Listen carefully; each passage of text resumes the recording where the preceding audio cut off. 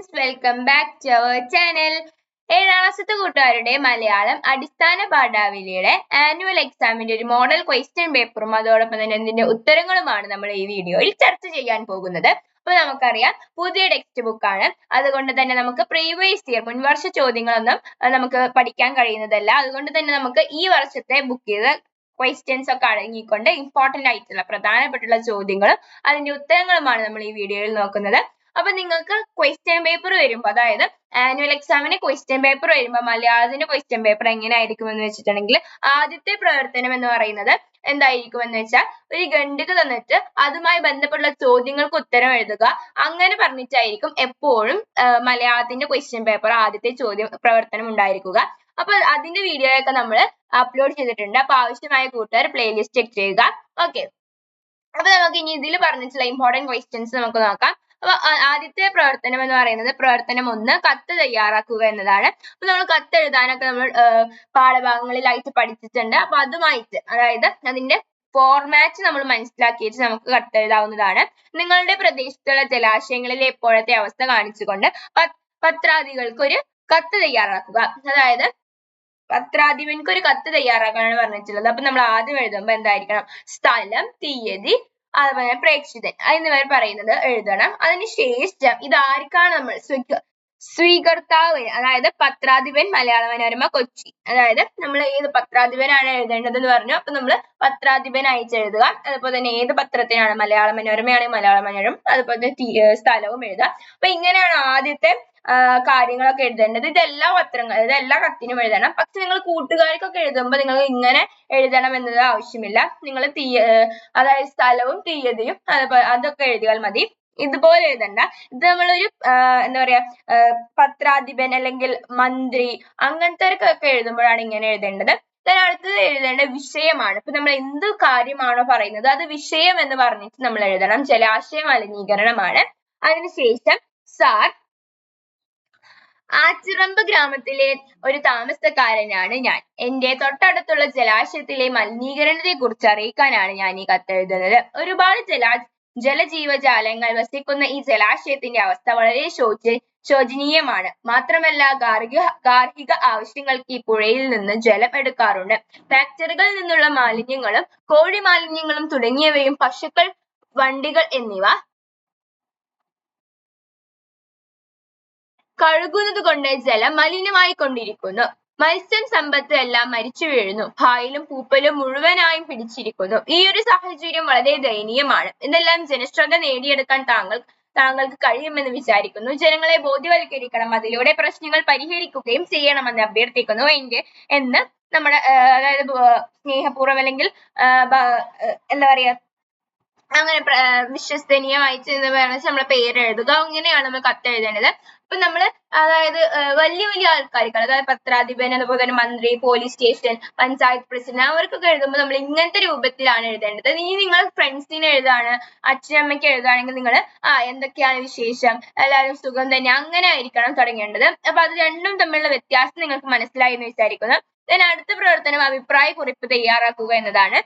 ഐക്യമത്യ മഹാബലം എന്ന പഴഞ്ചൊല്ലിനെ കുറിച്ചുള്ള അഭിപ്രായം രേഖപ്പെടുത്തുക. അതായത് നിങ്ങളുടെ അഭിപ്രായ കുറിപ്പ് എന്ന് പറഞ്ഞാൽ നിങ്ങൾക്ക് എന്താണ് ആ വിഷയത്തെ പറ്റി, ചോദ്യത്തിൽ തന്നിട്ടുള്ള കാര്യത്തെ കുറിച്ചിട്ട് നിങ്ങൾക്ക് അഭിപ്രായം, ആ കുറിപ്പാണ് നിങ്ങൾ എഴുതേണ്ടത്. ഓക്കെ, അപ്പൊ നമുക്ക് ഈ പഴഞ്ചൊല്ലിനെ കുറിച്ചിട്ടുള്ള അഭിപ്രായ കുറിപ്പ് നോക്കാം. ഒന്നിച്ചു നിന്നാൽ ഏത് പ്രതിസന്ധിയെയും അനായാസം മറികടക്കാമെന്ന് വലിയ സന്ദേശമാണ് ഇതിലൂടെ നൽകുന്നത്. കൈകോർത്തവർ പറഞ്ഞത് എന്ന കവിതയിൽ നമുക്ക് ഈ ഒരു ആശയത്തെ വളരെ വ്യക്തമായി മനസ്സിലാക്കാൻ സാധിക്കുന്നുണ്ട്. പ്രളയം എന്ന മഹാമാരി കേരളക്കരയെ വിഴുങ്ങിത്തിന്നാൻ വന്നപ്പോൾ എല്ലാവരും ജാതിമത ഭേദമന്യേ ഒറ്റക്കെട്ടായി നിന്ന് അതിനെ നേരിട്ടു. മാത്രമല്ല, ഉറ്റവരെയും ഉടയവരെയും നഷ്ടപ്പെട്ടവർക്ക് നൃത്തവും പാട്ടുകളും ആശ്വാസമേകി. ഐക്യത്തോടെ നിന്നാൽ ഏതൊരു ശക്തിയെയും നമുക്ക് തകർക്കാൻ കഴിയില്ല. ഒരേ മനസ്സോടെ കൈകോർത്തു നിന്ന് കേരളം കണ്ട വലിയ പ്രളയത്തെ മറികടന്നതുപോലെ ഒറ്റക്കെട്ടായി നിന്നാൽ ഏത് പ്രതിസന്ധിയെയും തരണം ചെയ്യുവാൻ, തോൽപ്പിക്കാനും നമുക്ക് സാധിക്കും. അപ്പൊ അങ്ങനെ നിങ്ങൾക്ക് എഴുതാം. അതായത് നിങ്ങൾക്ക് തന്നിട്ടുള്ള ചോദ്യവും അത് ഏതെങ്കിലും നിങ്ങൾ പഠിച്ചിട്ടുള്ള പാഠഭാഗവുമായി ബന്ധപ്പെട്ടിട്ടുണ്ടെങ്കിൽ ആ പാഠഭാഗത്തിന്റെ ആശയം കൂടി നിങ്ങൾ എഴുതുമ്പോൾ അതിലേക്ക് കൊണ്ടുവരാൻ ശ്രമിക്കണം. അതുപോലെ തന്നെ നമ്മൾ ഇപ്പോഴത്തെ സമകാലിക സാമൂഹ്യ അവസ്ഥയെ കുറിച്ചിട്ട് നമുക്ക് എഴുതാം. അതായത് പ്രളയം, കൊറോണ, അതുപോലെ തന്നെ ഇപ്പൊ അടുത്ത് നടന്ന വയനാട് ഉരുൾപൊട്ടൽ, അതിനെ കുറിച്ചിട്ടൊക്കെ അവിടെയൊക്കെ നമ്മൾ കണ്ടത് ഐക്യത്തോടെയാണ് മനുഷ്യർ ജാതിമത ഭേദമന്യേയാണ് അവരെല്ലാവരും ഒറ്റക്കെട്ടായി നിന്നത്. അപ്പൊ അതിനെ കുറിച്ചിട്ട് നമുക്ക് ഇതിൽ പരാമർശിക്കാവുന്നതാണ്. then അടുത്ത പ്രവർത്തനം 3 കഥാപാത്ര നിരൂപണം തയ്യാറാക്കുക. അതായത് കഥാപാത്ര നിരൂപണം എന്ന് പറയുന്ന ചോദ്യം വളരെ പ്രസക്തമായിട്ടുള്ളതാണ്, വളരെ പ്രധാനപ്പെട്ട ചോദ്യമാണ്. കാരണം നമ്മൾ പഠിച്ചിട്ടുള്ള ഒരുപാട് പാഠഭാഗം നമ്മൾ ഈ വർഷം പഠിച്ചിട്ടുണ്ട്. അപ്പൊ അതിൽ ഏതെങ്കിലും ഒരു പാഠഭാഗത്തിലെ കഥാപാത്രത്തെ കുറിച്ചിട്ട് കഥാപാത്ര നിരൂപണം തയ്യാറാക്കാൻ ഉണ്ടാകും. അപ്പൊ നിങ്ങൾ ആ കഥ, അതായത് അങ്ങനെ ചോദ്യം വന്നിട്ടുണ്ടെങ്കിൽ ഈ കഥാപാത്രം ഏത് കഥയിലാണ്, ആരാണ് ഈ കഥ എഴുതിയിരിക്കുന്നത്, ആ കഥാപാത്രത്തിന് ആ കഥയിലുള്ള സ്ഥാനം എന്താണ്, കഥാപാത്രം എങ്ങനെയുള്ള അവസ്ഥയിലാണ് ജീവിക്കുന്നത്, അതൊക്കെ നമുക്കതിൽ ഉൾപ്പെടുത്താവുന്നതാണ്. അപ്പൊ ഇവിടെ അവസാനത്തെ ഇല എന്ന കഥയില് ബർമൻ എന്ന കഥാപാത്രത്തെ നിരൂപണം ചെയ്ത് കുറിപ്പ് തയ്യാറാക്കുക. അപ്പൊ നമ്മൾ പഠിച്ച പാഠഭാഗമാണ് അവസാനത്തെ ഇല. അതിലെ ബർമൻ എന്ന് പറയുന്ന കഥാപാത്രത്തെ കുറിച്ചിട്ടാണ് നിരൂപണം എഴുതേണ്ടത്. ഓക്കെ, അപ്പൊ ഞങ്ങൾ അതായത് എഴുതുമ്പോൾ ആദ്യം എഴുതേണ്ടത് അവസാനത്തിൽ എഴുതിയിരിക്കുന്ന ആളുടെ പേര് എഴുതുക, അതിനുശേഷം എന്ന കഥാപാത്രമാണ്, വളരെ പ്രധാനപ്പെട്ട കഥാപാത്രമാണ് ഇത് എന്ന് പറഞ്ഞിട്ട് നിങ്ങൾക്ക് തുടങ്ങാവുന്നതാണ്. അപ്പൊ ഇവിടെ 60 വയസ്സ് കഴിഞ്ഞിരുന്ന ഒരു വിരൂപനായ വൃദ്ധനായിരുന്നു ബർമൻ. ഒരു കുട്ടിപ്പിശാചിന്റെ ദേഹവും മനുഷ്യകൃതിയും ആടിന്റെ ശരീര കഷ്ണങ്ങളും മൈക്കലാഞ്ചലോയുടെ മോസസിന്റെയും മാതിരി ചുരുണ്ട താടി മീശയൊക്കെ ആയിരുന്നു ഒരു വികൃത വൃദ്ധൻ. ചിത്രകലയിൽ ബർമൻ ഒരു പരാജയമായിരുന്നു. 40 വർഷം ബ്രഷ് പിടിച്ചിട്ടും കലാദേവതയുടെ വസ്ത്രഞ്ചലത്തിൽ തൊടാൻ പോലും അയാൾക്ക് കഴിഞ്ഞിട്ടില്ല. എപ്പോഴും ഒരു മാസ്റ്റർ പീസ് ചെയ്യാനുള്ള തയ്യാറെടുപ്പിലാണ്, പക്ഷെ ഒരിക്കലും അത് തുടങ്ങാൻ അയാൾക്ക് സാധിച്ചിരുന്നില്ല. ഉപജീവനത്തിനായി മോഡലായി അദ്ദേഹം പ്രവർത്തിച്ചിരുന്നു. അവസാനം ജോൺസിക്ക് വേണ്ടി തന്റെ മാസ്റ്റർ പീസ് ആയ അവസാന ഇല രാത്രി മുഴുവൻ മഞ്ഞിൽ കുതിർന്ന് അദ്ദേഹം വരച്ചു. ഇതിലൂടെ ജോൺസൺ ശുഭാപ്തി വിശ്വാസം ഉണ്ടാക്കാനും അദ്ദേഹത്തിന് കഴിഞ്ഞു. അപ്പൊ നമ്മൾ പഠിച്ചിട്ടുള്ള പാഠഭാഗമാണ്. അപ്പൊ അതിലത്തെ കാര്യങ്ങളും അതുപോലെ ആ കഥയില് അദ്ദേഹം എന്താണ്, അദ്ദേഹം വായനക്കാർക്ക് എന്ത് സന്ദേശമാണ് കൊടുക്കുന്നത്, അതിനെ പറ്റിയിട്ട് നമുക്ക് എഴുതാവുന്നതാണ്. അപ്പൊ ഇത് ചെറിയൊരു കാര്യം മാത്രമാണ് ഇവിടെ പരാമർശിച്ചിരിക്കുന്നത്. അപ്പൊ നിങ്ങൾക്ക് ഇത് കൂടുതലാക്കിയിട്ട് ഇതുമായി ബന്ധപ്പെട്ടുള്ള കാര്യങ്ങൾ കുറച്ചും കൂടി എഴുതാവുന്നതാണ്.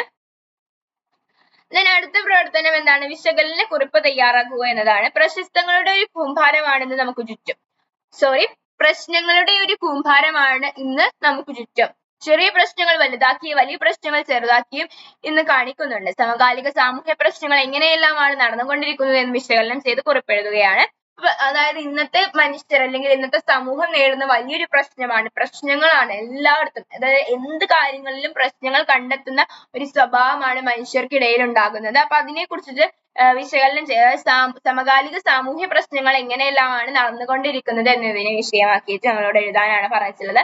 അപ്പൊ നമുക്ക് അത് എഴുതുമ്പോൾ നമ്മൾ പഠിച്ചിട്ടുള്ള പാഠഭാഗങ്ങൾ ഉണ്ടല്ലേ, അപ്പൊ അതിനെ മുൻനിർത്തിയിട്ട് നമുക്ക് ഇതിൽ വിശകലനം ചെയ്യാവുന്നതാണ്. ഇന്നത്തെ സമൂഹത്തിന്റെ പ്രശ്നങ്ങൾ കൂമ്പാരമാണ്. ഓരോ പ്രശ്നങ്ങൾ കഴിയും തോറും അടുത്ത പ്രശ്നങ്ങൾ വഴിയെ വന്നുകൊണ്ടിരിക്കുന്നു. ചെറിയ പ്രശ്നങ്ങളെ വലിയ രീതിയിൽ കാണിച്ച് ജനശ്രദ്ധ നേടാൻ ശ്രമിക്കുന്നവരും ഇന്ന് നമുക്ക് ചുറ്റുമുണ്ട്. സമൂഹത്തിന്റെ ഉന്നമനത്തിന് പ്രശ്നരഹിതമായ അന്തരീക്ഷം ആവശ്യമാണ്.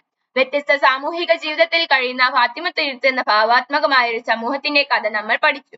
അത്തരത്തിലുള്ള സമൂഹത്തിലൂടെ യാത്ര ചെയ്യുമ്പോഴാണ് അവിടുത്തെ യാതനകളും രോദനകളും നമുക്ക് മനസ്സിലാക്കാൻ കഴിയുന്നത്. കുരീപ്പുഴ ശ്രീകുമാർ എന്ന കവി നല്ല രീതിയിൽ തന്നെ നമുക്ക് കാണിച്ചു തരുന്നുണ്ട്. പ്രകൃതിയുടെ മനോഹാരിതയെ കുറിച്ച് വർണ്ണിക്കുന്ന ആദ്യ ഭാഗവും വളരെ മനോഹരമായ ദൃശ്യങ്ങൾ മനുഷ്യരെ പരസ്പരം സ്നേഹം കൊണ്ട് ഔഷധമായി മാറുന്ന വികാരഭരിതമായ നിമിഷങ്ങളും അതിലൂടെ കാണിച്ചു തരുന്നു.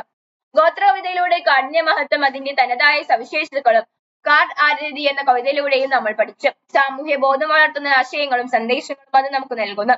സമൂഹത്തിന്റെ പ്രശ്നങ്ങൾ എല്ലാവരുടെയും പ്രശ്നമാണെന്നും എല്ലാവരും ഒറ്റക്കെട്ടായി അതിനെ നേരിടാനുള്ള മഹത്തായ സന്ദേശം നൽകുന്ന കിണറ്റിൽ വീണ പൂച്ചയെ എങ്ങനെ കരകയറ്റാം എന്ന പാഠഭാഗവും നമ്മൾ പഠിച്ചു. സമകാലിക വിഷയങ്ങൾ പരസ്പരം ഒത്തൊരുമയുടെയും ഒറ്റക്കെട്ടായി നിന്ന് നേരിട്ട അനായാസം ഇല്ലാതാക്കാൻ കഴിയുമെന്ന സന്ദേശമാണ് നമുക്കിതിലൂടെ എല്ലാം മനസ്സിലായത്. അത്തരത്തിൽ തന്നെ ആയിരിക്കണം നമ്മുടെ സമൂഹത്തിലെ പ്രശ്നങ്ങളെയും നമ്മൾ നേരിടേണ്ടത്. ഓക്കെ, അടുത്ത പ്രവർത്തനം ചോദ്യാവലിയാണ്. ചിങ്ങം 1 കാർഷിക ദിനം. കേരള സംസ്ഥാന കർഷക അവാർഡ് ജേതാവായ മോഹൻകുമാറിന് അഭിമുഖം നടത്താൻ അവസരം കിട്ടിയാൽ എന്തൊക്കെ ചോദ്യങ്ങളായിരിക്കും നിങ്ങൾ ചോദിക്കുക? ചുരുങ്ങിയ 5 ചോദ്യമെങ്കിലും തയ്യാറാക്കുക. അപ്പൊ നിങ്ങൾക്ക് 5 ചോദ്യങ്ങളാണ് തയ്യാറാക്കാൻ പറഞ്ഞിട്ടുള്ളത്. അപ്പൊ നിങ്ങൾ എഴുതുമ്പോൾ ചിലപ്പോൾ നിങ്ങൾ ഒരു 6 എണ്ണമൊക്കെ എഴുതാൻ പറ്റുകയാണെങ്കിൽ അത്ര നല്ലത്. കാരണം ഏതെങ്കിലും ഒരു ചോദ്യം, അതായത് ചോദ്യം അത്ര അടിപൊളി ആയിട്ടില്ലെങ്കിൽ അടുത്തതിന് മിസ് മാർക്ക് തരുന്നതായിരിക്കും. അപ്പൊ എങ്ങനെ നമുക്ക് ചോദ്യം എഴുതാം? അതായത് കർഷകനോടാണ് ചോദിക്കേണ്ടത്. അപ്പൊ കർഷകന് എന്താ ഉത്തരം പറയാവുന്ന രീതിയിലായിരിക്കണം ചോദ്യങ്ങൾ ചോദിക്കേണ്ടത്. അപ്പൊ നമുക്ക് ചോദിക്കാം, കൃഷിയെ ബാധിക്കുന്ന പ്രധാന കീടങ്ങൾ എന്തെല്ലാമാണ്? കാർഷിക മേഖല നേരിടുന്ന വെല്ലുവിളികൾ എന്തെല്ലാണ്? അതുപോലെ തന്നെ കൃഷി തുടർന്നു കൊണ്ടുപോകാൻ എന്തൊക്കെ സഹായങ്ങളാണ് സർക്കാരിൽ നിന്ന് പ്രതീക്ഷിക്കുന്നത്? വിളകൾ എവിടെയാണ് വിൽക്കുന്നത്? വില നിശ്ചയിക്കുന്നത് എങ്ങനെയാണ്? പുതുതലമുറ കർഷകർക്കും കൃഷിയിലേക്ക് ഇറങ്ങാൻ താല്പര്യമുള്ളവർക്കും നൽകാനുള്ള പ്രധാന സന്ദേശം എന്താണ്? നിങ്ങൾ കൃഷിയിലേക്ക് ഇറങ്ങാനുള്ള പ്രചോദനം എന്തായിരുന്നു?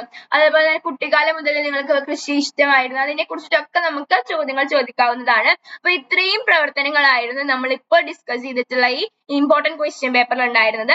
അപ്പൊ ഇതിലെ ചോദ്യാവലികൾ, ആസ്വാദനക്കുറിപ്പ്, വിശകലനക്കുറിപ്പ്, താരതമ്യക്കുറിപ്പ്, കത്ത് തയ്യാറാക്കൽ, സംഭാഷണം എന്നിവയെല്ലാം നിങ്ങൾ ഇമ്പോർട്ടന്റ് ആയി പഠിക്കുക. ഇങ്ങനത്തെ ചോദ്യങ്ങളൊക്കെ ആയിരിക്കും നിങ്ങൾക്ക് എക്സാമിന് വരുന്നത്. അതുപോലെ തന്നെ നിങ്ങൾ പഠിക്കുന്ന പാഠഭാഗങ്ങളിലെ എല്ലാ കവിതകളും, അതുപോലെ തന്നെ അതിലെ കഥകളുടെ സന്ദേശങ്ങൾ എന്താണ്, സമകാലിക സാമൂഹ്യ പ്രശ്നങ്ങളെ കുറിച്ച് അതിൽ വിശദീകരിക്കുന്നുണ്ടെങ്കിൽ അതിന്റെ പ്രാധാന്യത്തെ കുറിച്ച് നിങ്ങൾ പറയുക. അതൊക്കെ നിങ്ങൾ പഠിക്കണം. അപ്പൊ വീഡിയോ നിങ്ങൾക്ക് യൂസ്ഫുൾ ആയി എന്ന് വിചാരിക്കുന്നു. അതുപോലെ തന്നെ അടിസ്ഥാന പാഠാവലിയുടെ ഒരു ക്വസ്റ്റ്യൻ പേപ്പറും കൂടി നമ്മൾ അപ്ലോഡ് ചെയ്തിട്ടുണ്ട്. അപ്പൊ ആവശ്യമായ കൂട്ടുകാർ പ്ലേലിസ്റ്റ് ചെക്ക് ചെയ്യുക. Thanks for watching.